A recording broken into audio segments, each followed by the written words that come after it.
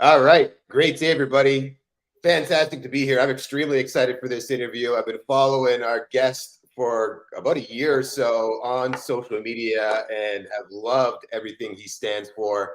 So I've been looking forward to this interview for a while, been trying to set it up, and finally our schedules have aligned. But first, I'm going to bring in my partner here, my business partner, my great friend, Mr. Jim Gale. How you doing today, buddy? Hey, fantastic, Matthew. I'm also very excited for this conversation. So this morning, like every morning, I walk out into the food forest and start harvesting food and eating breakfast just off the trees everywhere. And then Joe Heinzelman comes over. And Joe is a chef extraordinaire. He's a mushroom producer. And he brought over I don't know, 500 pounds worth of mushroom blocks. And these mushroom blocks are spent mushroom blocks. So now they're laying out in the field and we're putting them in different strategic locations in the mulch all around the field. So we're seeding the mulch with these mushroom blocks, which not only provides nutrients and the mycelial network creation, but it's also going to provide mushrooms. Oh, it's just magical. So anyway, things are good. I'm soaking wet from the field, but here we are. Great. Fantastic. I love that too. And Kevin, our guest for today, Kevin J. Johnston, Canadian, currently in Panama, real estate, money show host, as well as the Freedom Report, just speaking truth about what's possible when it comes to standing up to the corrupt governments. And one of the big things that people are all stuck into, this tax system. And Kevin, I'm really excited to have you here today. Why don't you first, for everybody that doesn't know who you are, just share a little bit about you, your show, and where they can find you. My name is Kevin J. Johnston. We'll call myself Canada's biggest mouth. I have a big mouth that never stops moving. What happened, everybody, is that when I was 25 years of age, I went down to the United States and I stayed there for 5 years, making very, very, very good money. And I thought that I was going to be able to replicate that success returning to my hometown of Mississauga, which is to the west of Toronto. Well, from the year 2000 all the way to 2016, couldn't find full-time work. 6,500 plus resumes, couldn't find work. I just lost my mind and I started complaining on YouTube. I started criticizing the government, the left wing, the whole bit, because I heard over and over again, I'm sorry, we are not hiring white males right now. It turns out a lot of men were having the same problem in Canada. So my first YouTube channel was called Freedom Report, and it went to 2 million subscribers in 5 months.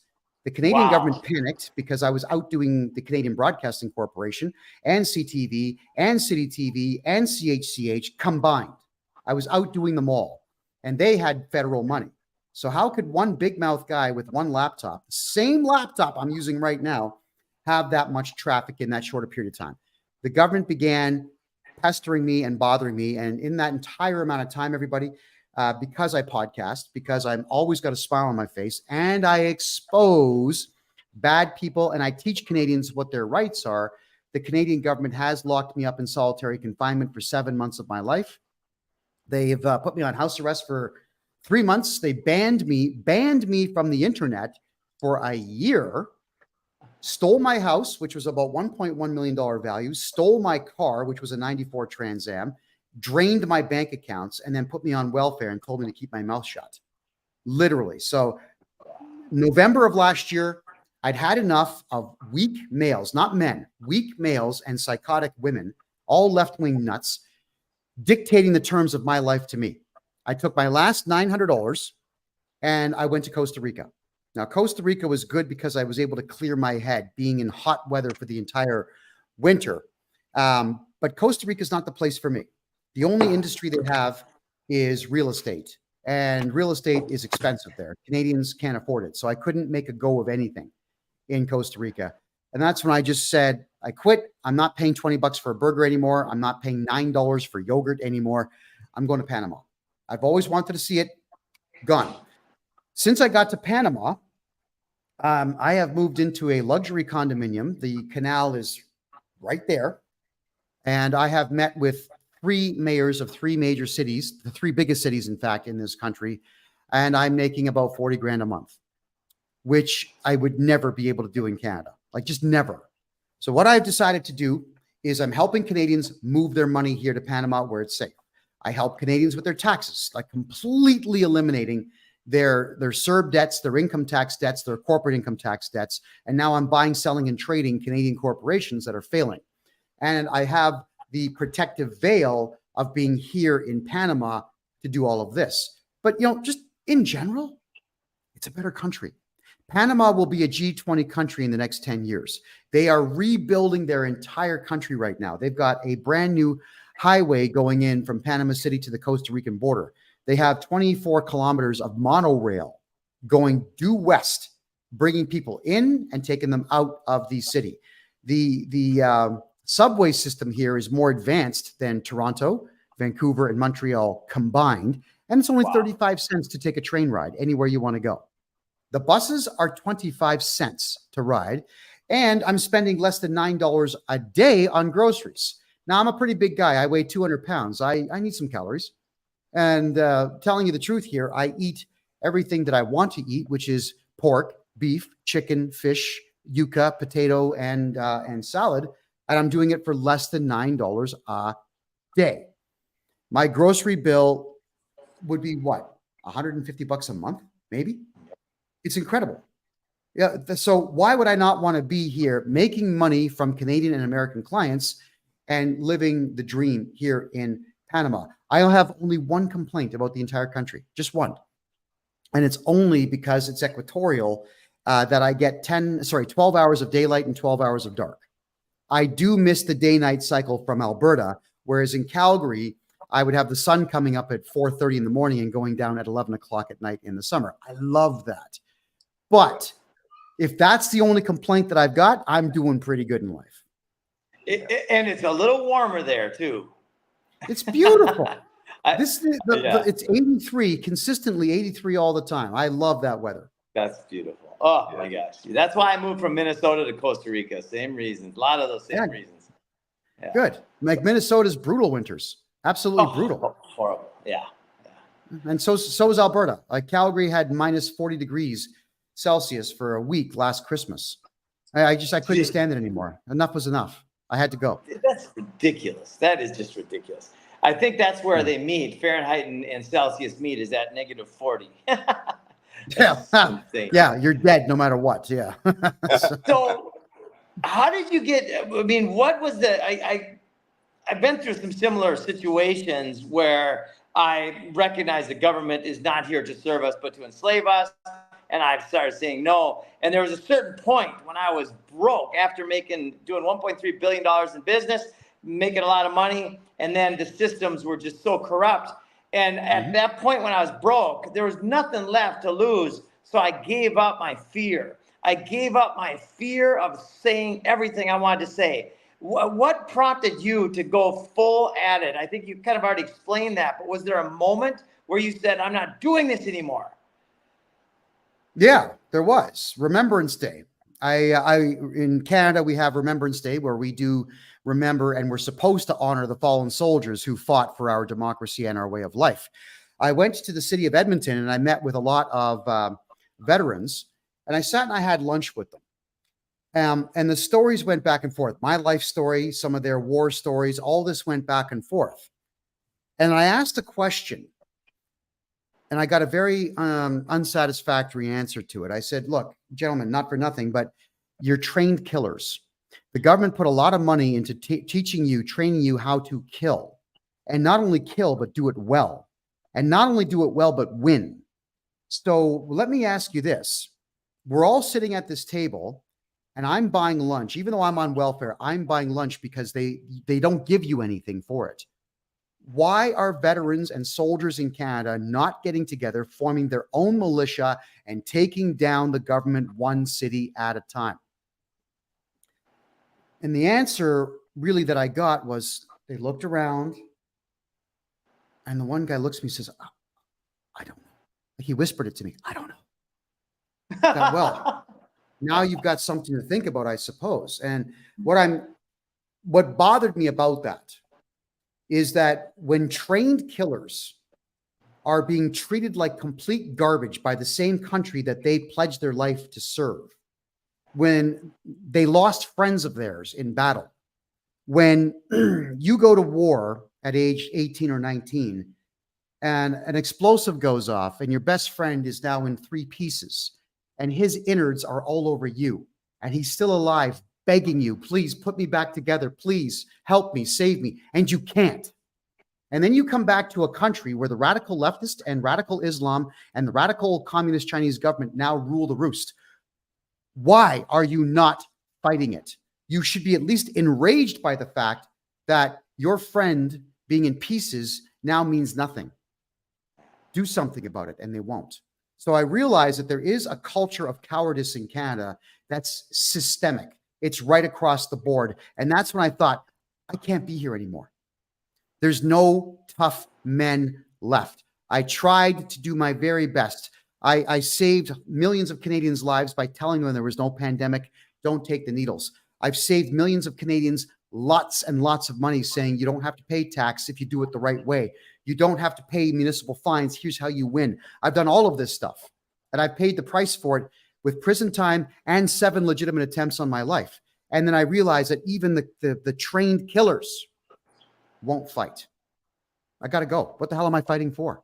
What am I doing in Canada? What purpose do I serve being in a basement, making welfare, and being an indentured servant because I couldn't afford my rent? I had to cut grass and clean toilets and whatnot to make up the shortfall on my rent. Nah, I got to go. I got to go. I'm going to go to the jungle for the winter and try my best. Make a go of it. Take my last 900 Canadian and see what I can do. Well, I did it. Obviously, I left my comfort zone, and it wasn't even a comfort zone. I just left the familiarity of McDonald's and Tim Hortons and I guess the street plan that I knew so well. And, you know, and I created a new comfort zone. Yeah. Yeah. Well, I'm not going to sit here and say that I'm comfortable yet, but I'm also deliberately keeping it that way. I don't want luxury. I'm not interested at all. The building that I live in could be considered luxury, but I only have, like right here in this little space, 700 square feet. That's all I've got. It's considered luxury because there's a rooftop pool. Whoopie-doo. All right. I could go swim in the ocean. I don't need a pool on a roof to call my life successful. Right. I got my entire life down to 1 suitcase, 1 backpack, and 1 laptop bag. And I've never been happier. It's not a matter of I want to own nothing and be happy. It's a matter of I'm building something bigger for me and my family. There will be a day when all this effort pays off and I will completely disappear, just walk away from society. I'll have 1,000 acres of land. I'll have a relatively nice residence on that. I'll probably live off the land like you two fine gentlemen do and be happy. At that point, I'll have everything I need, not everything I want, but everything I need, and I'll be private. I will no longer be a public figure. But, gentlemen, not yet. Yeah. That's a decade at least away. I still have work to do. Go ahead. I'm exactly in that process right now, and I believe I believe that I'll be able to completely get rid of my iPhone and never be on screens or be on screens very little within 6 months to a year. I'll be out in the field. I'll be growing. I'll be stewarding the land. I'll be serving. I'll be speaking and sharing. But I'm going to step away from this tool here. It's been useful, but I don't want to live under it at all.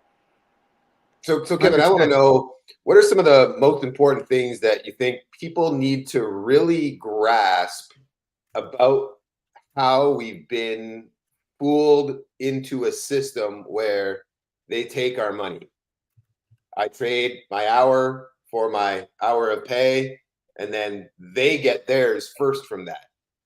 What's all gone down there? And yeah. Well, okay, let's cover it. After World War II, Canada and the United States got into major building programs, infrastructure, schools, universities, roads, trains, everything.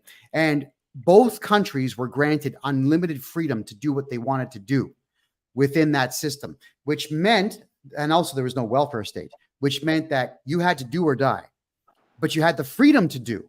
So people used that freedom and they built 2 incredible countries side by side. But then after the 1980s, everyone began to believe that comfort was their birthright. I don't have to do anything because I'm Canadian. And after 1994's economic crash, that attitude got worse and worse and worse and absolutely more prevalent. And now it's the floating doctrine of both countries. Do nothing, be nothing. It's okay. Your feelings matter. You can be obese and your dream man will come and get you. You don't have to earn your own keep because the government will take care of you. That's what's going on here. And in there, people just stopped learning. And when you stop learning, you're going to fear everything because you don't understand it. If somebody says to you, I have authority, you'll take their word for it because you've done no research at all. So Matt and Jim, where I got into this whole thing about taxes was my parents were like that. All right. God bless them. They're both dead. You know, they did their best for me and my brother. I had a good childhood, so I'm not complaining about them as people, but they got comfortable. They had 2 televisions in the house. Like we were the first household to have a VCR and 2 TVs in the house. Whoa, that's back in 1980. They trusted the government. They trusted the news. They did no research. They learned nothing about anything. They did not know. They did not know about the Bill of Rights. They did not know the Charter or the Constitution. They did not know about the taxpayers' rights. They knew nothing. So when the CRA, or at the time it was called Revenue Canada, came at my parents in 1983 and said, we're going to audit you. You're going to bring all your paperwork. You're going to bring your bank accounts, your statements, your paycheck. They did. They took everything and just went. And then they got locked into a room separate from each other, and they got grilled by 2 losers in suits. Now, my mother, the way she described everything after it was all said and done, I was so disappointed in both of them. My mother says to me, and it's just like this, oh, it was terrible. They locked me in a room. I couldn't talk to your father. And I went pee, and they walked me to the bathroom. They made sure I didn't run away, and they listened to me pee. Like, why did you go? Well, you have to. It's the government. I don't want to go to jail. Like, why is prison so frightening to everybody? So, like, what if you did? What would it be? A 3-day sentence? Come on, Ma. Hey, Ma, you got the right to remain silent. Hollywood got that one right. That's the one thing Hollywood got right. You've got the right to remain silent. You have the right to an attorney being present. Yeah. Why don't you say no? No. Where's my lawyer? Lawyer. Where's my lawyer? You can't do that. It's not the police. It's the CRA. They've got power. So when my mother started speaking to me like that, I was 13 years of age. I said, nah, Ma, you're wrong. And you gave away 1/3 of the entire net worth of the family because you're afraid, because you're a coward. And that is where I took a hardline stance against everything. Obviously, like, my old man was old school. He was from Ireland. He always figured that the best way to get a boy to comply is beat the shit out of the boy with a belt. Well, no, that's not. That's how you make an enemy. So realizing that the school system didn't teach me anything I wanted to know. I knew nothing about taxes or money or mortgages, and I wanted to. I just refused to do well in school. I didn't do the homework or anything else. The school would scream and yell. They'd tell my parents that I was being disruptive. My old man would take out his belt. And then eventually, and this is where I think everything kind of turned for me, is remembering him with his belt, but also correlating that angered face to him cowering and crying like my mother did back in 83. I thought, you know what? This guy doesn't have any power. So I took complete and total charge of the household. I trained myself. I went and I met up with a martial artist who taught me a very interesting form of street fighting. And I decided to become the alpha of the household. And it took less than 1 day to become that. Because when people are afraid, they lash out or they cry and they'll capitulate. My old man capitulated to me, just like he capitulated to the CRA. So that is when I realized, so long as you just say no to everything and you're prepared to fight to the death for your belief, people are not going to bother you. So I began living that exact way. I began just telling the truth, the whole truth, and nothing but the truth. So when girlfriends would ask, do I look fat in this dress? Yeah, you look like garbage in that dress. But I was always polite. The blue one looks great on you. Put that on. I just stopped asking questions. I stopped playing along to people's feelings. Now, it cost me some friendships, but they weren't really my friends if they're going to be upset by what I'm saying. And around age 25, I landed that hell of a job with Hewlett Packard because I was a hyper-aggressive, hyper-masculine guy ready to take on the world. And that job was phenomenal. And my life, every time I was hyper aggressive, was always better than the average. I know more than the average by a lot because of my hyper aggressivity. I have no interest in pacifying anyone. The only people that get to tell me what to do are the ones who pay me. That's it. Not even a woman will be able to tell me what to do. I've actually also drawn the conclusion, gentlemen, and I can't say this in Canada because I'd be arrested for it, that we have completely eliminated ourselves as men because we fell for the rhetoric that women can do what we can do. And they can't. And I say this stuff now. And what happens? Intelligent women agree with me and stupid women cry and bitch and moan and complain. I've got all kinds of complaints. Yeah, let's go see a bear in the woods and go deal with it. Go right? See the bear. See the bear. There's obvious differences in strength, bone structure, what we're designed to do. Even just think about where we carry body fat, right? Men will carry it around their midsection so they can still run and go hunt. Women will carry it around their hips so they can still hold and carry the baby. There's obvious differences, and I love women immensely. And I know we're different biologically as far as what we can do between our skills and our strengths. I can, I love Joe Rogan did a bit about he's got 3 daughters and his wife and a cat or something like that. And he's like, we're different. He goes, I could kick the shit out of all of those people at the same time. There's nothing they can do about it, right? But then when I stand beside Shaquille O'Neal, I'm a little girl beside him. But he's like, it's not that I don't believe they can do things that I can't, because they can. But we're different in that regard. And I don't know why we've accepted the narrative of they can do exactly what we can do. It's just not true. And it's been definitely part of the psyop. Yeah, for sure. Okay, gentlemen. So what I want to get at is people that lash out, they're weak. The ones who use the law instead of, fisticuffs are weak. And unfortunately, what we've done here is we've had an entire swath of the male population become what we call simps, where they'll go onto TikTok and Instagram and Snapchat and make compliments to women they don't know. Oh, you're so beautiful. I want to marry you, and so on. No, you don't do that. And what that has done, it's allowed disgustingly morbidly obese, gross, fat, unintelligent, rude, callous women to believe that they are perfect 10s. And they say this on TikTok. And as a result, they've got this false sense of confidence and false sense of achievement. They've achieved nothing, but these are the women that are now in charge of our society. And we as men have got to say, no more. Women, you do not have the emotional stability and you don't have the mental fortitude to be leaders. You can't be politicians. You can't be police. You cannot be in any CFO or CEO leadership roles because, first off, intelligent men aren't listening to you.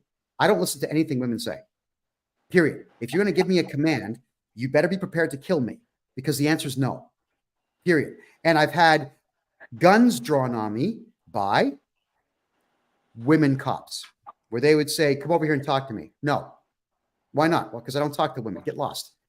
Like they're mad, right? Because they think that costume gives them authority. So the hand just go up and call your supervisor.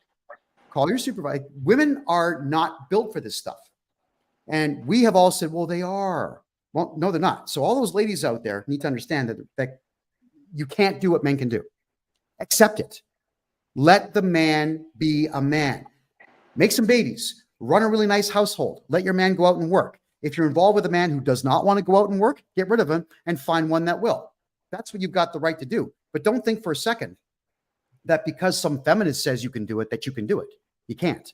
And I weigh everybody on the merit of their achievement and their capacity. So there are some women out there who have earned my respect because they can get things done. They usually end up becoming very good friends of mine.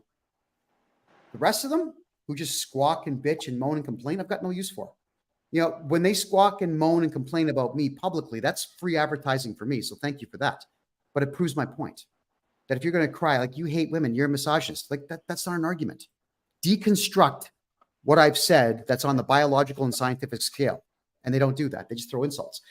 So what I wanted to get at, gentlemen, here is that I had to leave Canada because it's something like 38% of the government's run by women, and about 75% of education is run by women. And these are not intelligent women that we have doing these things. These are just the ones that want power.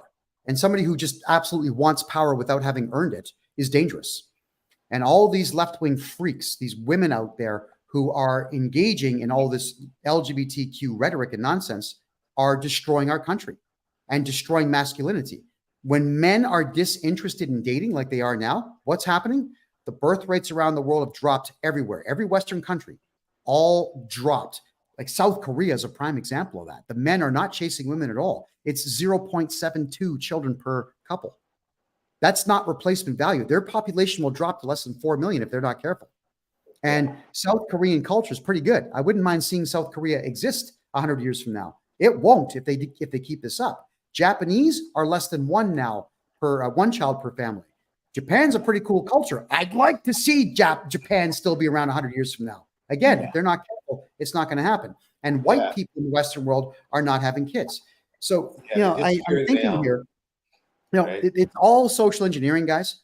The feminists have been given the money to tell women, you don't need no man. That's literally what you don't need no man. Well, yeah, you do. You absolutely need men, sweetheart. All of you independent women out there, you're saying you don't need men.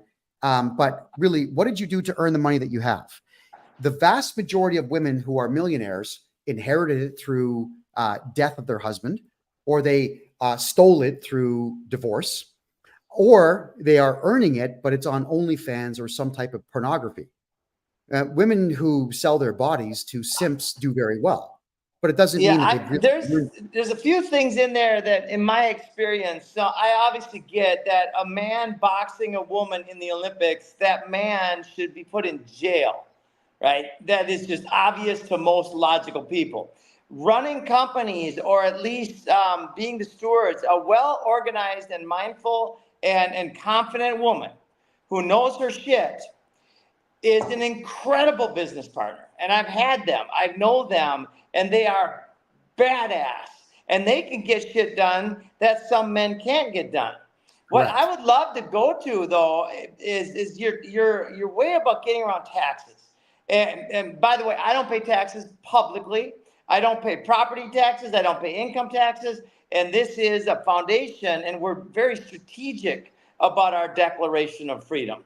Right? I wear a hat, it says free man, given to me by Rowdy Meyer, another free man. And so how do you get to, what process do you use to help people become aware of the fact that they are slaves and that they should get out of that? Okay. Couple quick things. There's that free man on the land movement out there. Stay away from those people. All right. They will tell you all kinds of pseudo legalese nonsense. And if you do what they say, you will lose.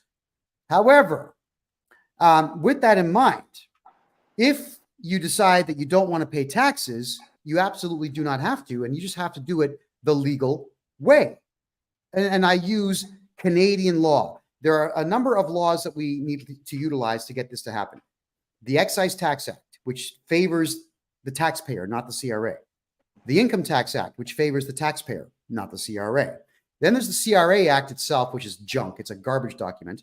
And then there's the Taxpayers' Bill of Rights, which has 16 clauses. And all this is available for free on Canada.ca. You can see it for yourselves. The Taxpayers' Bill of Rights, clause number 1 dictates that you don't have to pay any more or any less tax than is required by law. Now, they screw themselves right there because there's no law that says you have to pay tax. Not one. You have to report, but not pay. Isn't that interesting? Clause 7 dictates that you do not owe any taxes whatsoever so long as your tax bill is in dispute. So if you owe tax, then you call me and I will dispute it and get you an appeal date down the road, which means your taxes are in no way owed at all until an impartial and third-party review can be held. And if you lose that, no problem, you appeal. You still don't owe a tax bill. The other thing to keep in mind is that the CRA, they send out what's called a requirement to pay letter. And that is a secret code that they use to the banks. So what happens is this. If they say, give me Kevin J. Johnston's money, and the bank says no, they say, oh man. And then they call the Department of Justice and they get one of their diversity hire lawyers to write a letter to the bank saying, give us the money or we sue you. The banks would then have the right to say, go away. And then they get sued. But the banks don't want to do that. So when they get those requirement to pay letters, the banks commit fraud and theft and send your money to the CRA. Completely illegal. So what we do is we tell them, we've appealed this decision. There's no tax owing. Put the money back or we are going to charge you criminally and sue you. And the banks and the CRA, they're very arrogant people. Yeah, well, you can't do that because I'm just doing my job. Okay, well, your job's going to get you in handcuffs. So you want to take that stance, no problem. We will now contact our contacts in Canada who are private investigators. We will find where you live. We're not going to come and trash your car or burn your house down, but we're going to serve you court documents. And then we're going to put a lien on your property in advance of that court case. So you can't sell the house until the court case gets heard. Then we're going to go public with all of it. I'm not going to dox you. I'm going to take the public document and divulge that to the entire populace saying, hey, look, we tracked down this CRA representative and we sued them and here's the lawsuit. Their home address just happens to be on it because it has to be. Right? Yeah. Yep. Now you're screwed. Now you're screwed. So we use all the laws that are in the favor of the taxpayer to not pay tax bills. We will redo everybody's taxes right from scratch, and we find every single write-off that you can possibly have. That's legal, of course, and get your money back. You know, my favorite success story so far: real estate agent in Montreal had an accountant that said, "No, don't register a corporation. That's the wrongest thing in the world to do because they cost $1,500 to register. So just do everything through your name." Yeah, the tax bill was over $600,000 over the course of 6 years. So we said, no, that's not what's going on here. You throw your accountant under the bus. We take all your earnings, move it into the corporation that you did register, submit that. Now the corporation is going to be taxed, but you've already been taxed. So they have to give you back the personal income tax to then move it over to the corporation. So we saved her, but we got her back $590,000 of $620,000. She got one big check from the CRA. Boom, just like that. Then, because all the earnings are in her corporation, I told her, you can sell me your corporation. I want the debt. Don't pay them. Register a new corporation, and I take your old corporation from you, and the CRA can chase me for your money. Let's see that. Let's see how well that works. So that is what I do. We move your earnings. We get your money back. I buy your debt. All of it, every penny of it, because debt is a commodity that goes both ways. And that's what Canadians don't seem to understand. It goes both ways. The debtor can sell it.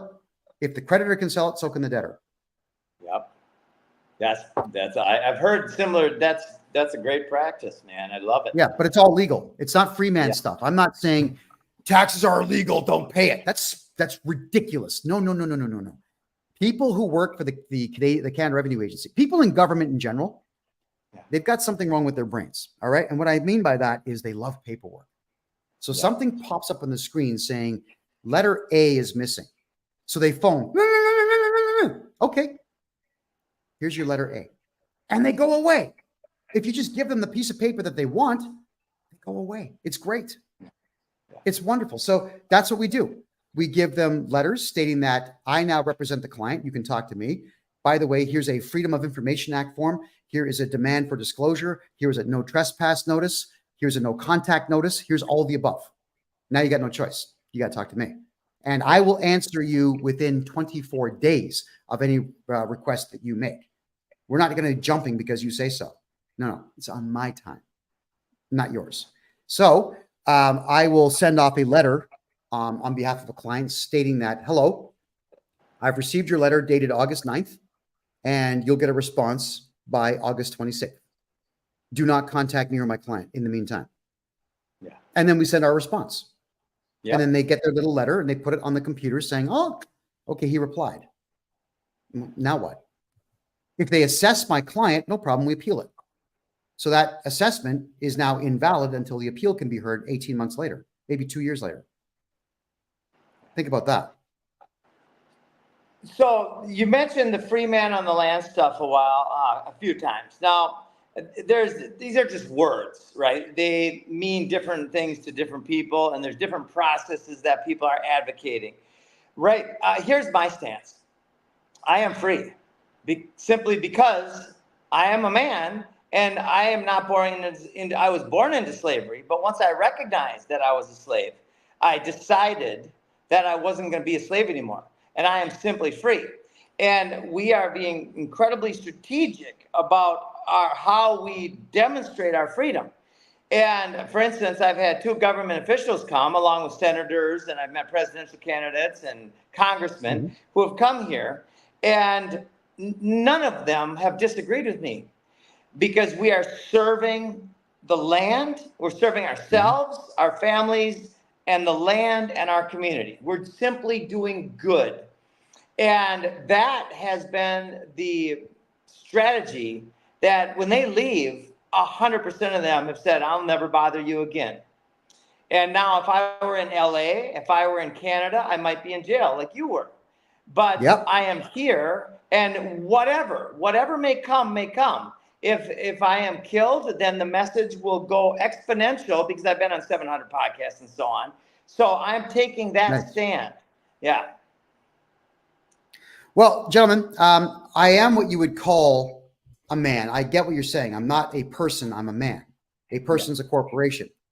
The reason I say you got to be careful with the free man on the land stuff, especially in North America, is that a lot of these guys who have the free man on the land theories haven't tested them yet.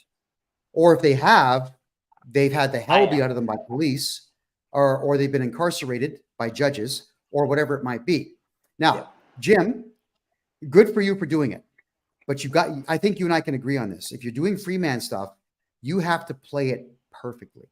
Every syllable has to be correct. You get one syllable wrong in the entire statement, it's all over for you. They will send the boys in black out to come and get you, and those boys in black will make you black and blue. And I know. I've seen this happen. I've watched a couple of people get assaulted. I love it. And the layer of the strategy is that when that happens, it will be on film, and millions upon millions of people will see that, and they will also recognize the value that I am creating for the land. In fact, because this is so relevant, I want to share exactly what happened. I get a call from my partner. He goes, Jim, there's a guy with a clipboard and a badge asking about building permits. This was 6 months ago, and I've been waiting for this conversation for about 15 months already. And so I had a wave of kind of anxiety and adrenaline go through my body. I took a breath. I breathed in spirit. I walked over. I had my camera on, and I said, my name is Jim Gale, and I'm recording this conversation. And what's your name? He answered, my name's Alexi. Right? I said, how did you get permission to come on my land? Implied consent is not granted, and it's posted. My expectation was that he was going to say, I'm an authority and I have every right to be here, which he does not, according to even case law. But he didn't. He said, I'm sorry, the gate was open. I will leave if you want me to. I said, maybe. But before you do, I'd like to show you what we're doing. Your government, that little checkboard that you have on your paperwork there, will allow me to poison and cut and kill everything, as represented by every community that you've approved. I said, look at this land. There's butterflies, there's birds, there's bees, there's life everywhere. There's 250 types of perennial edible landscape plants. It's just paradise. And he had a tear in his eye. He said, I am 100% with you, because he cannot not be in any logical world. And it's also being recorded. So I'm prepared for whatever may come. And we are the case model. This is the idea whose time has come stronger than all of the armies of the world. But it's all of these pieces of the puzzle demonstrating the solution to all of the world's biggest problems is our foundation of our argument. Yes. Okay.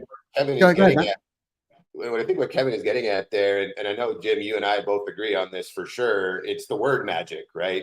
And it's the contracts that we've entered into that we didn't really realize we entered into that trap people. And a lot of the times, unfortunately, there are people who have certain beliefs that they can just start claiming I'm this, and I don't have to pay attention to anything else. But if they don't use the right words when they're being communicated to by the person who's trying to be an authority, or if they haven't done the work to properly educate themselves on the contracts that they've entered into, and again, they don't use the proper words when they're being communicated with, they do end up in trouble. So, Yes. you know, I think we completely agree with you, Kevin, on that part. We do. Yeah. Yeah. It's a matter, gentlemen, it really is. I never mock people who have figured it out. But what I'm getting at is everything that the free men on the land have figured out, not all of it works. And it will take another 25, 30 years for it to start working. And what I've decided to do here is just not care about the consequences of my actions because I'm working within the bounds of the law. I don't break the law. Even when I'm saying things on my podcast, which most people would, not most, some people might consider egregious, I'm still very careful in how I word things because words matter. The English language has got about 460 words within it. It's a very potent, powerful weapon if you know how to use it. So the CRA, for example, let's call them out. They have hired 20,000 non-white, non-English speaking losers from shithole countries, like just awful countries. And these people know nothing about the nuance of language, and they certainly do not understand what they're really doing. They're following orders like good little plebes. They are diversity hires, all of them. Now, I've decided to take a particular stance that the CRA does not like. I told the CRA in writing that if you're going to be in any way, shape, or form threatening me, it better be a white male because I will not accept it from anyone else. What I decided, just to make them angry, this is not a stance that I carry in life, but to make them angry, I said, because I have superior genetic makeup to the garbage you've brought in from the Middle East and Africa, and I will not talk to genetic garbage. And all of a sudden, boom, like I got a phone call. You can't say that. Huh? Yeah, I can. And you'd better be a white man. Otherwise, this conversation's over. So when I do these things, they have no idea how to counter it, but they can't counter it because I'm not in Canada for them to have me charged criminally for saying these things. But let me tell you, gentlemen, this also is I've traveled. I've been to war zones. Countries like Bangladesh, I can tell you that the genetic codes there are broken. You're talking about completely inferior genetic specimens. They're garbage. 1,000 to maybe even 1,600 years of inbreeding in that part of the world. You've got phosphorus, you've got lead, you have magnesium, you've got mercury. All the stuff's in the water supply and the food supply. The intelligence quotients of full-grown men in this country are like 70. High-functioning Down syndrome sufferers are 68. So to give you an idea of what I'm talking about, there are inferior brains out there that I want nothing to do with. I don't want to be around people who are that stupid. So my trip to Bangladesh was a very short one. I couldn't stand the people there at all. But then I went right next door to Myanmar. And when I was downtown Yangon, the intelligence quotients were considerably higher. The people were very polite because they were Buddhist, superior culture to Islam. Buddhism is superior to Islam. I'm going to go ahead and say that. And it produces a superior product, being the country. Yangon is an incredible city where we were treated like gold.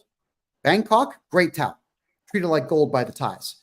Now, here in Panama, because like everyone's race has been mixed and mixed and mixed and mixed some more, but it's a consistent culture. It's a Christian country where everybody flies the same flag. And they will always be proud. And everybody, regardless of their skin color, says, "Welcome to Panama." It's wonderful. I love it. So I wanted to get at right now that Canada is going out of its way to find all the genetic garbage that it can find in Africa, in Bangladesh, in India, in Pakistan, in the Middle East, and so on, and stick it in the CRA to make demands of superior genetics, regardless of skin color. If you are not inbred and you were born in Canada, you got 4 or 5 generations of Canadian birthing having taken place in your family line, your genetics are superior to the garbage they're bringing in. Just how it is. Even if you're black, it doesn't matter. Like this is not a matter of I'm saying white people are superior. I'm saying that the breeding programs of Canada, United States, right, vastly superior to those areas. And I will not be spoken to in any way by genetic garbage, period. And I'm now saying this proudly and publicly because I've got the right to do so here in Panama. And the Panamanian government agrees with me. I've had meetings with very high-end officials in this country. And I love the fact that I can talk to politicians here. So you do not have to put up with I'll add one layer to that. Now, I love that. I appreciate that you're not talking about racism.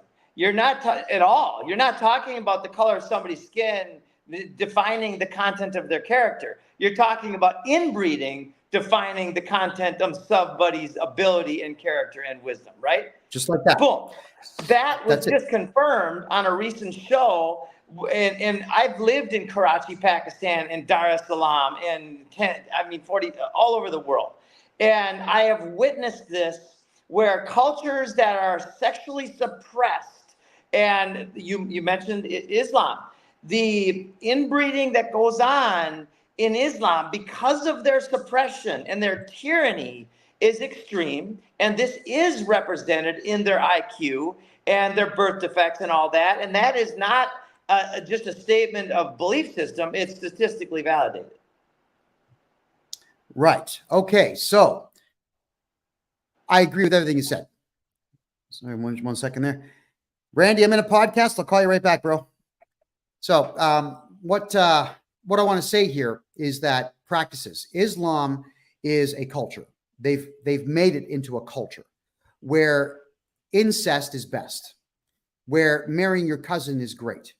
And all the birth defects and the brain defects and the physical deformities that come with inbreeding are disgusting. And the problem is that they're doing all this breeding in Western world countries, and white people are so stupid that they say, hey, yeah, it's okay. Come here, marry your cousin, which is actually illegal in our country, but you can do it because you're not white, and give birth to genetic garbage that will never produce anything. And then white people who are working and paying taxes will now take care of that kid who can't even walk on his own. You know, it is gross. Like, we need to, as a species, we need to change everything that we do. We need to abolish these bad ideas. Islam is a very, very, very bad idea. It is not a religion. It is not even a way of life. It is a manual. The Quran is a manual on how to destroy civilizations and be selfish and greedy and keep yourself stupid. That's what it boils down to. And the best that I can give you here is that the Quran itself allows for imams to declare fatwas, which would be religious orders from apparently Allah, that really suit the narrative of that particular country. So, for example, I reported in 2017 that there was an imam, a very prominent one in Medina, Saudi Arabia, who stated, here's my new fatwa, here's the new order from Allah. You can have sex with your dead wife so long as she's only been dead for 6 hours or less. Right. So, and also you are allowed to jerk off all over your own baby. That was another fatwa. Like literally you are in Islam, in Saudi Arabia currently, you are allowed to take your penis out and put it in the hands of your newborn baby. And I do want to point out that every Islamic person I know would puke at that and they fight against it, right? And I'm also aware that in Catholicism and every single structured religion, there is insanity and tyranny and the desire to control, right? And you did mention Buddhism, which is kind of all about a culture of not controlling, right? Which I do appreciate that sentiment immensely, by the way. But please continue. Well, you're right. The problem is the radical Islamic adherents make up more than 35% of Islam. And Islam has 1.4 billion adherents. So what's that number? That's about 470 million, roughly? It's a lot. Crazies that are polluting the planet with everything they possibly can. Bad ideas, screaming, yelling, burning, raping, killing, stealing, all in the name of a fictional character, Allah. Allah did not even exist until the year 632. And it was done through a pagan, Muhammad, who decided to try to get outside of his paganism, mainly because he wanted political power. And he figured that people were dumb and that they would listen to him, which they didn't the first couple of times he tried. He was laughed out of Medina. He was laughed out of Mecca because his ideas were really stupid. So the only way for him to gain religious and political power was to plagiarize the Torah and the Bible and go and hire all the Silk Road thieves and scoundrels and rapists and killers, gather them together and just move into Mecca and destroy every idol there and disrupt the entire city, which he did. And he declares, conveniently, he declares himself the one true messenger of this new fictional character he created. All right. And then in the Western world here, everyone's buying into the notion that Allah and God, like the Christian God and the God of the book are the same? No, they're not. They are not the same. Allah is a creation that came 632 years after the establishment of the calendar. It's all ridiculous. Being that we're roasting some sacred cows, what do you think of the Pope and the Bible? Has the Bible been manipulated? I'm Catholic, and I hate the Pope. I hate the Vatican. Aside from its beautiful architecture, I hate everything that it represents. The Catholic Church is a political force. We know that. Rich as hell. And the Vatican is one of 3 city-states that exist in the world that are completely outside of international law. The city of London and Washington, D.C. being the other 2. The Pope can rot as far as I'm concerned. And I will state this. If the Catholic Church never existed, we'd be on Mars. We probably would have been on Mars back in the 1800s. They suppressed knowledge. They suppressed medicine. They suppressed, proper ideologies. They destroyed everything they possibly could to keep their political power in force. But then when they came across Islam, Islam was doing the same thing, except 50 times better in reference to the killing and the raping and so on. And the Catholic Church kind of stood idle and watched Islam destroy Europe for 500 years.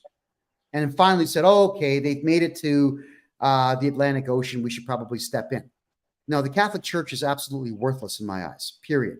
So my Catholic stature is something that I've actually been challenging the Pope to take from me. I've been challenging the Pope. Please excommunicate me. And I'm trying to be excommunicated. The only thing I'm not going to like about that is that I may be banned from all Catholic cathedrals. And from an architectural standpoint, that would hurt me very much because I love beautiful architecture. Catholic architecture is pretty amazing. It's amazing. So as for the Pope, of course, they've all manipulated the book to suit themselves. Completely. Yeah. And we all know how evil we've had the Catholic Church, the priests, the things that have been done to traumatize boys, the sexual assault and all of that stuff. Right. And then and none of that was in the name of God, by the way. All of that was in the name of the penis. Yeah. The penis of the man perpetrating everything. And you got to remember, the last Pope, Benedict, his job prior to becoming the Pope was to make sure that the victims of the Catholic Church never spoke out about it. That was his job, to cover everything up. Yeah. Screw him and the entire Vatican. Evil organization, that's for sure. Terrible. Yeah. All right, so getting into details on how people could work with you to get, like, this woman where you got her some money back. That's incredible. Like, I want to shine a light on that and that process. So to get you a lot more customers so you can help people screw the tax system in Canada. The tax system is flawed in that the Canada Revenue Agency, when they were lobbying the government to get more power, they forgot to get power. So what I'm getting at is they're not a police force. They have no rights of arrest nor detention. They do not have private investigators nor detectives that work for them. They are a bunch of fools who do what the computer screen says. They have no right to even enter your property. And I know this. Like, I've read every document they've put out. I have been releasing to the public steadily all the chapters of the auditor's handbooks. And the auditors are told that you can try to be a sneaky, conniving jerk-off, but if someone says no, you got to stop. All you got to do with the CRA is say no. I'm not allowing the audit. I will not fill out your paperwork. I will not cooperate with you, nor the commissioner, nor anyone else. If you want something from me, get a court order. And the CRA never gets court orders because they can't. Because they're not walking into a courtroom with any particular law that says that they can do what they can do. And that's why judges say, I can't write this order. I would like to write this order and screw people over. But if I do, I'm undermining the courts. So they don't get court orders.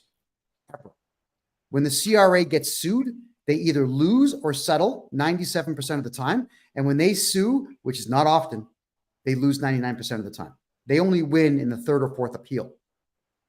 These are not people with power at all. And they are not easily beaten. What I do is not easy, but they are beatable when you do what I do. And I've studied this stuff since I was 13, everybody. When they took away a third of my parents' wealth, I have been studying this stuff.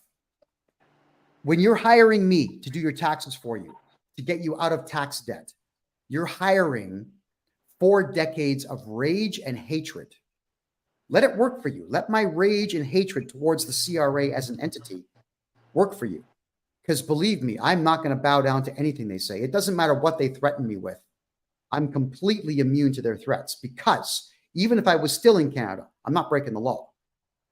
I'm not breaking the law. And I do work with Canadian lawyers and a couple of really good Canadian CPAs, so that everything that we do is legit. It's going to be scrutinized by tax lawyers and submitted by CPAs. There's nothing the CRA can do when I'm doing your taxes for you. And I mean absolutely nothing. This is my website right there. Head over there, hit the contact form. Let me know what's going on. I would love to work with you and get all your money back where it belongs, in your pocket. Man, that's phenomenal. I love it. That piece I am 100% aligned with, and the rest of them, I'm very glad you shared your thoughts on those. It gives a lot of food for thought. Matthew? Yeah, I think that it's very important to be able to express our thoughts and our opinions and everything there. So, the freedom of speech is something I'm very, very strong in supporting. And, the religious dogma that's been instilled in name your religion has definitely harmed and destroyed a lot of lives. Governments have done the same, right? If you look throughout history on who has committed the most heinous acts against people, it's been them, and it's been religion. So the reality is we've been manipulated. Our minds have been controlled. We have been fooled into a state of weakness, and people in power are taking advantage of that at every turn. We have been because of the weakness, we have been allowing people to step into these positions of power and then grab more of it. No one is challenging what they do, what they say, how they instill, again, new doctrine into children. And the messaging is out there hitting us in every direction, whether it's the media, whether it's in books, what's allowed to be printed, whether it's in the school, it doesn't matter. They've got a hold of the people's mind. And nobody is immune to having it hit them. And Right. a big portion of the population is letting it control them. The masculine man has been changed into something that's evil, which I don't believe it's true. I believe that it's very important to have powerful masculine men who serve out there to protect women, protect children, stand up and fight no matter what. But that's become villainized, and it's happening in every culture. There are definite strong men of Islam who will protect their kids, will protect their wife, will stand up to shit. And there have been minds corrupted there through inbreeding and disgusting acts and hatred, and they'll go and blow themselves up in a group of people because of what someone says. And that is wrong. But at the same time, we have to appreciate that this stuff is infecting people all across the world. We do have to have, as masculine men, some compassion on what's going on. And I believe there's ways to help change people who are lost. But I'm not going to invest my time in doing that. I think what we need to do is create the better way, stand up for what we believe in as men, empower the great women who want to be strong as leaders in their own right within their families and doing the things that they have the strength and character to do. And as a unified front, we can create a better way forward, turn our backs on this garbage system that is here today, and lead us to a better way. Lead us to a place where strength amongst masculine men is okay, where we are all good with protecting the kids. We're all good with helping protect the women. And if there's women that want to jump up there and be on the front lines with us fighting for it, fucking hey, let's get them in there too. Because the mama bear who really is in the right place, I want that woman there as well beside me. So ultimately speaking, Matthew, I would love to have a real strong woman, not one who declares she's strong, but just is strong, to have my back, where I am the provider for the household and the patriarch of the household. She is the first lieutenant, gets done what I instruct her to do, because what I instruct her to do is not because I wish to bark orders. It's because I know what needs to be done. She trusts me to give her the correct instructions. I trust her to get them done. When the weekend hits, that's when we can relax and be a loving, caring couple, do what couples are supposed to do in that time. And we need feminine women who understand that as a good thing, and masculine men who understand that as a good thing. And actually, for all the young men out there watching this, modern women suck in North America. Hollywood told them to be rude and crass and vulgar and whatnot. And the feminists have done the same thing. Now the education system's doing the same thing. All you young males out there, you want to get women who are high quality? Go to the gym, put some muscle on. Let me tell you something, guys. Last year, I think it was June, I did a deadlift of 500 pounds. I lifted it 3 times in a row.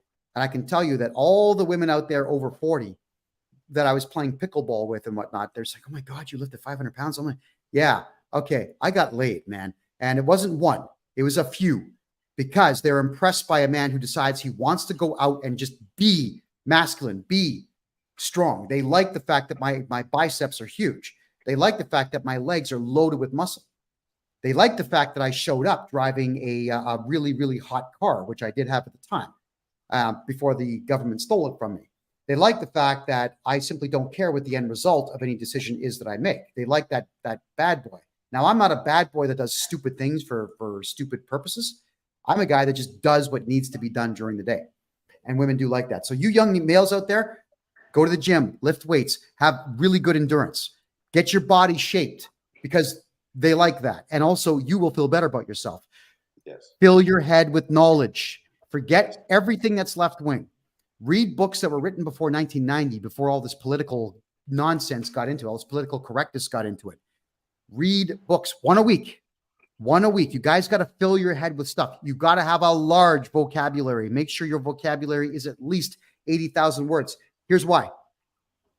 The average man at age 40 in Canada has a vocabulary of about 40,000 words, which is 10% of the entire language. That's all that it is. Hyper successful businessmen have a vocabulary of over 80,000 words. And you now have to factor this in.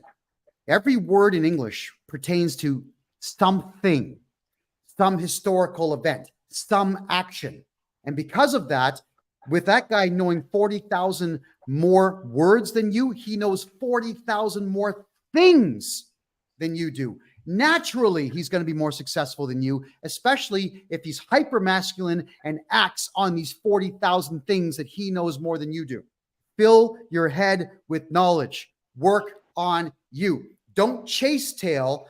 Be one dynamite masculine man. Tail will chase you. And I know this. Because there's been 2 various points in my life where I took my own advice and I had 4, 5, 6 girlfriends at a time. That's the right way to do it. And then eventually I weeded all that nonsense out and I found a really good one that I stayed married to for 21 years. You will succeed if you take my advice. Let the tail chase you. Let you chase success for you. If men did all of this for themselves, being a little bit greedy, going out making money for themselves, the society in general would be a whole lot better, because masculinity built the Western world. And women, with their femininity, supported those masculine men and helped keep it alive. When a man builds something, a good woman can help keep it built. So ladies, never mind this feminist crap. You can't do what we do, but you can back us up and keep the country amazing. If we all go back to what we are supposed to be and do what we are supposed to do, we can save everything, but not until. Yeah, different roles, right? We did a lot of ways to say it. We have different roles. Well, thank you, Kevin. Thank you, Matthew. Man, very thoughtful conversation. I know some people are just minds are blowing right now, and that's a good thing, right? And absorb that and consider everything that's being said, and then we'll come to our own conclusions. Thank you, buddy. Thank you, guys. Gentlemen, it's been an absolute pleasure. Thank you for having me on the show, and I'm looking so forward to doing this again.